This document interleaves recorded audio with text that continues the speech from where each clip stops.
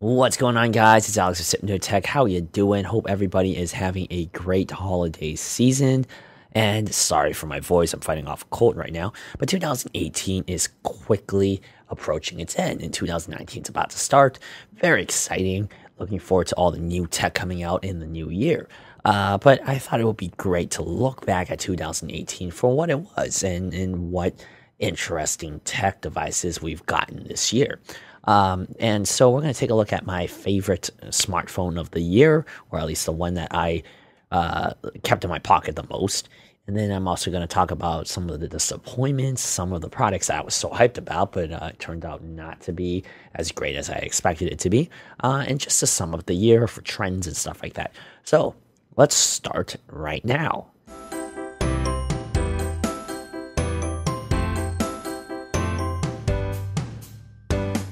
So first off, let's talk about the best phone of the year, or at least SipNoTech on our channel, my personal favorite phone of the year, and that is the iPhone XR.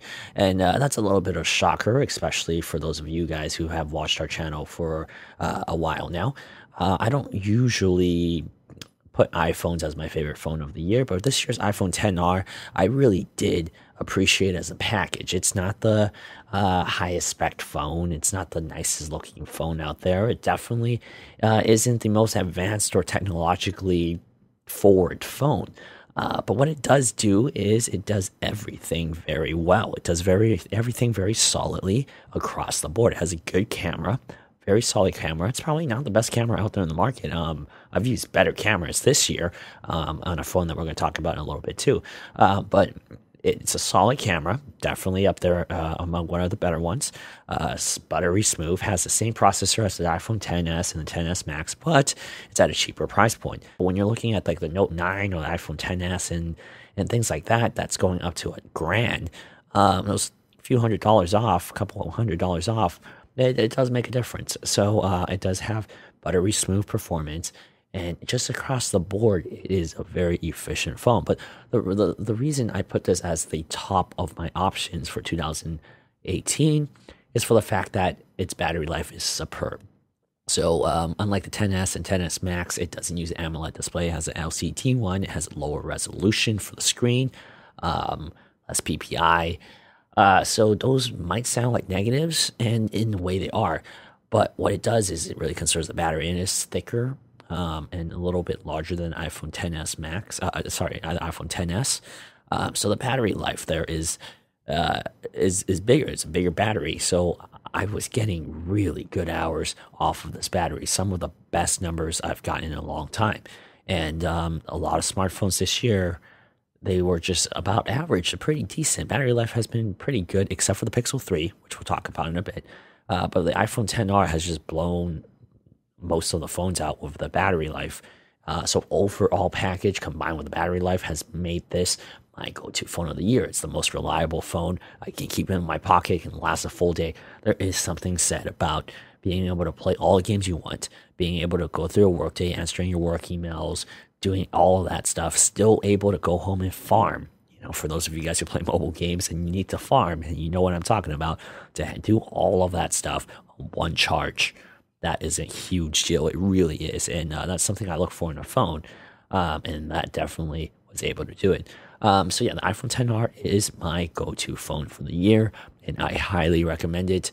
I do think it's the best overall package in terms of price, performance, and overall user experience. I think the iPhone XR is the best consumer phone out there. I know the sales aren't matching that, but I do, in my opinion, think for all of those reasons I listed above, it's the best overall package.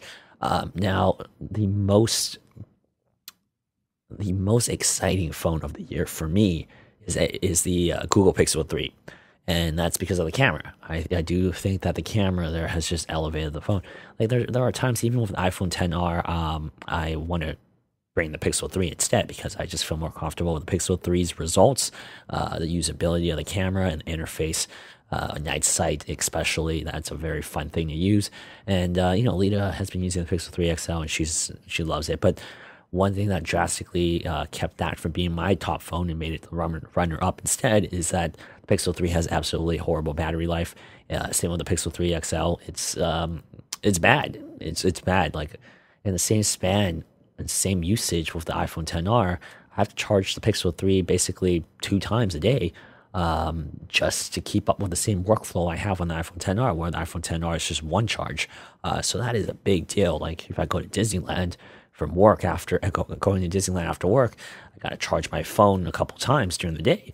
Don't have to do that with iPhone 10R. So that is a drastic reason why. Otherwise, everything else about the Pixel 3 camera is the best camera I've used this year. I've reading some interesting things online from DSO Mark and stuff like that. But I do think the Pixel 3 from all the phones we've used and tested personally, I do think that one is the best camera. And performance is top-notch Android. I think it matches the iPhones too. Not looking at benchmarks, you can watch our reviews. We've talked about stuff like this, but it is the top of the end line phone. So the Pixel 3 I do highly recommend as well, but the battery life it just completely gets trumped by the iPhone 10R. So that's why I recommend the iPhone 10R, because overall it just lasts longer. So one of the major disappointments for me this year were the gaming phone trends. I was hoping that it would take a big step forward. Last year the Razer phone came out. This year we got the Razer Phone 2 sequel. The one I personally tested was the Black Shark from Xiaomi with its controller.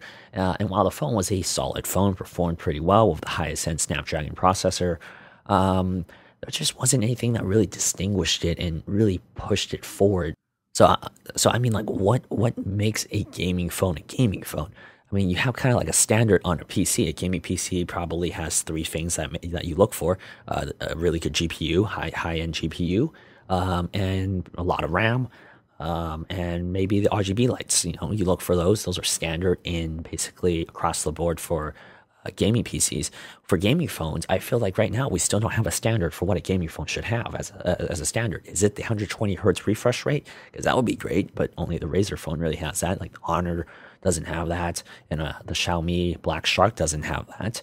The RGB lights, okay, cool, but what really does it do? Like the Razer phone kind of is starting to do that with the Razer 2, the RGB lights there. They're starting to do it right, but like the Black Shark, as I showed in the review, it doesn't really do much. It only shows it once for notifications, and it doesn't really pop up like it's supposed to. So that point is mute. And for an Android space, most standard phones, smartphones on Android have really high-end specs. We have 10 gigabyte, 12 gigabyte RAM phones nowadays, and the highest end processors are standard across the board. So there is a difference between needing a gaming PC and a gaming phone. And I feel like we just don't have that distinguishment, and using the Black Shark kind of reaffirmed that to me. I was thinking throughout the review, what can I do? What improves my gaming experience on this rather than using my iPhone 10R or the Pixel 3? Because the Pixel 3 and the iPhone 10R play games exactly as well as they did on the Black Shark. So I was a little disappointed with gaming phones this year in terms of how they progress forward. And I'm not saying that there isn't a place for it. Eventually, I do hope that we see more of evolution. And I feel like the Asus Republic gaming phone was a step towards that. But even then, that phone, you had to buy all those accessories just to make it distinguished from a regular phone. So I do feel like, OEMs need to kind of figure out what the standard of a gaming phone is, what makes your quality of gaming better. And hopefully we see that in 2019. So trends we've seen this year, obviously, are the notches. So iPhone 10 started the notch trend. Not that they were the first ones to do it. A lot of people had notches, but they kind of made it prevalent. And now 2018, oh my gosh, basically every phone had a notch. And towards the end of the year, that started kind of shifting. And I think that's starting to bring into 2019, where we're having the little teardrop notch that we saw on the iPhone, on the OnePlus 6T and a bunch of other phones. And I guess the next trend coming out is the hole punch camera. So yeah, I mean, those are some trends that have been popping up in 2018. We've also seen the advent of a single camera. So we've seen a lot of cameras popping up on phones, but this year in particular, we've seen kind of some big companies go back to one camera.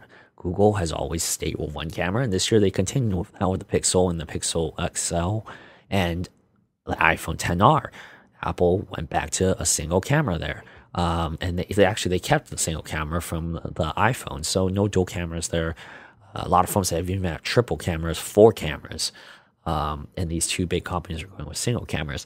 So I do feel like that might start a new trend for 2019, that people are relying more on AI software for your camera experience to kind of artificially enhance your photos, kind of like what Night Sight does, instead of relying on hardware, sophisticated hardware, as in lots more sensors to do specific jobs to get that image.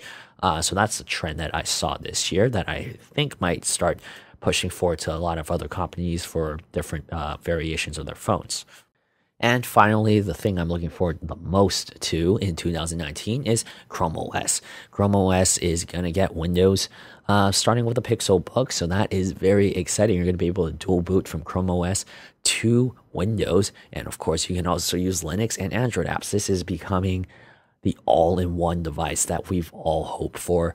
I've been using Chrome OS since the inception of Chrome OS, and I have to say I am so excited right now. When Android came out on Chrome OS, that was a huge game changer. This is revolutionary if they get it correctly and it works, and it's going to take a while. It really will. You're going to be able to play your Steam games on your Chromebook. You're going to switch back to your Chromebook to browse the web. Things just will go more fluidly. I know some people will be like, what's the point of that? You can get a Windows device.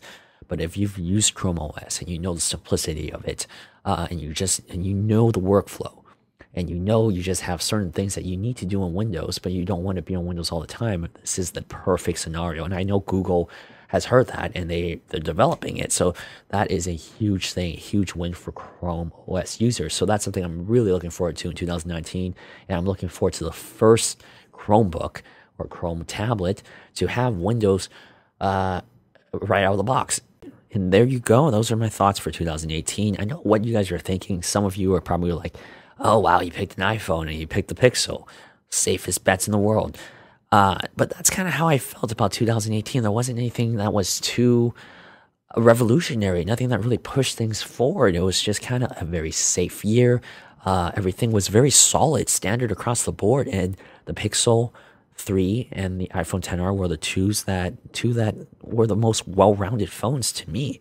It wasn't like previous years where I picked the U11 or something like a Sony phone, which I've used for many years. This year, I really did feel like the iPhone XR. I've never mentioned iPhone XR in an end of the year video before. But yeah, this iPhone really impressed me in terms of how solid it held up across the board. So once again, I'm Alex with Hypnotech. Thank you guys so much for watching, and we would definitely appreciate all your views, all your supports, all your comments. We love reading and talking to you guys, even if you disagree with my opinions. It's always great to have a conversation. So I'll see you guys in 2019. Hope you guys have a safe New Year's, and I'll talk to you soon. If you like this video, be sure to like, comment, and subscribe. Also, hit the bell button below so that you don't miss a single video in the future. I'll see you guys next time. Bye!